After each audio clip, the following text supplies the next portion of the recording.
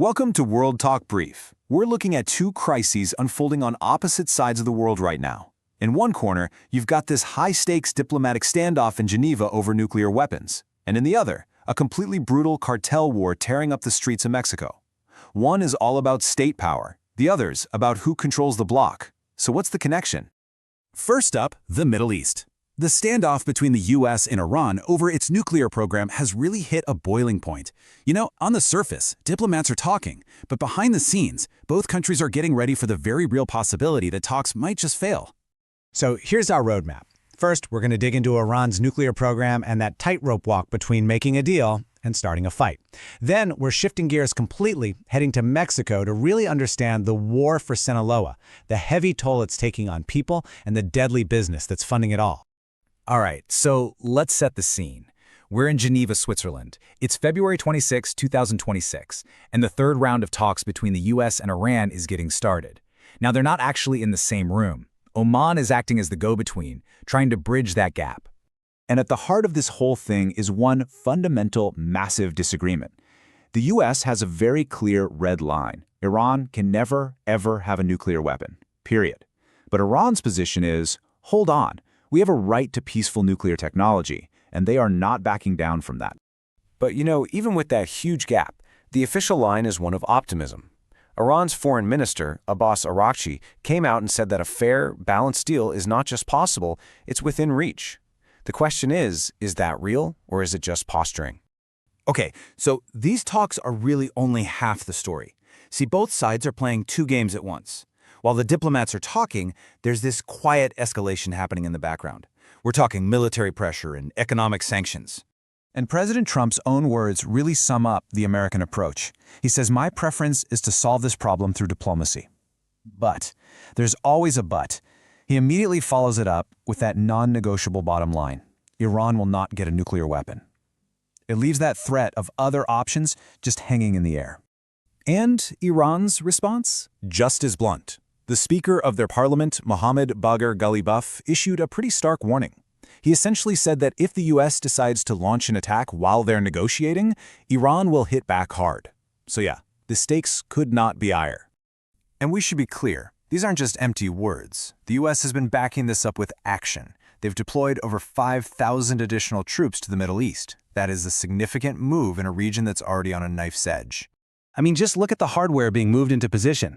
We're talking about two aircraft carrier strike groups, led by the USS Gerald R Ford, the biggest carrier in the world, and the USS Abraham Lincoln. They've got destroyers, dozens of top-tier fighter jets like F-35s and F-22s.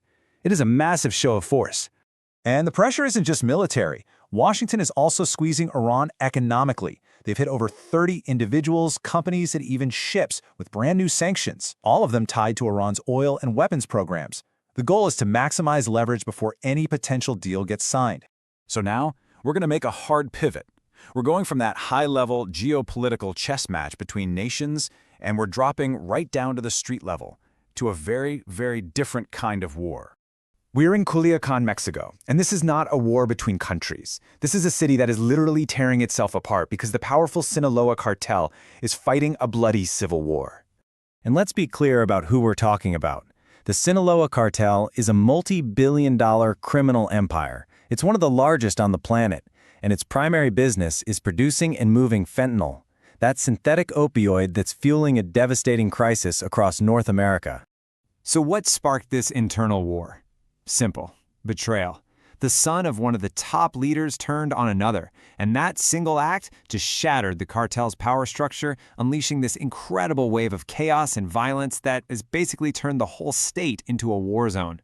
So what does all this violence mean for the actual people who live there? What is it like for the paramedics, for families, when this is your daily reality? Well, the human cost is just devastating. A 53-year-old paramedic there named Hector Torres, his words just captured all.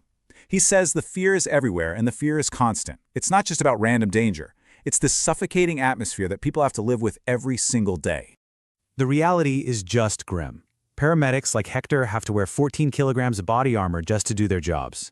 Emergency calls have shot up by over 70% in the last year alone. And get this, nowhere is safe. There have been attacks at schools, hospitals, even at funerals. Victims of kidnapping are often tortured, their bodies displayed in public as a warning to others. And behind all those shocking stats is this profound personal grief. This is Reynalda Pulido. After her own son disappeared, she started a group of mothers who searched for the thousands of others who vanished. Her words, they just show you the deep personal wounds this conflict leaves on families. So what is driving all of this violence? The simple answer is money.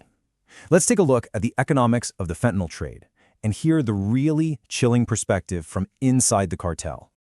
The numbers tell you exactly why this war is being fought. 1 kilogram of fentanyl that costs about $20,000 in Mexico can be worth nearly $29,000 by the time it hits the streets of New York. That massive profit margin is what fuels this entire conflict. And the mindset of the people doing this is just chilling. This quote is from a cartel fentanyl producer they call Roman. He says, "As long as there are consumers, we're going to keep doing this. No one is forcing them." There's absolutely no remorse. For him, it's just supply and demand, and he puts all the responsibility on the user. So what's the endgame here? Another cartel member, Miguel, lays it out with brutal clarity. He says, the war will continue. Nothing will calm down until there's only one faction left. So for them, peace isn't the goal. The goal is total victory, and the violence is just the path to get there. So we're left with these two crises, an ocean apart. One is driven by the threat of a weapon of mass destruction, something that could kill millions in an instant. The other is fueled by the trade in a weapon that kills one person at a time, tens of thousands of times over. And it just leaves you with this really difficult question. In conflicts like these, what does a path to peace even look like?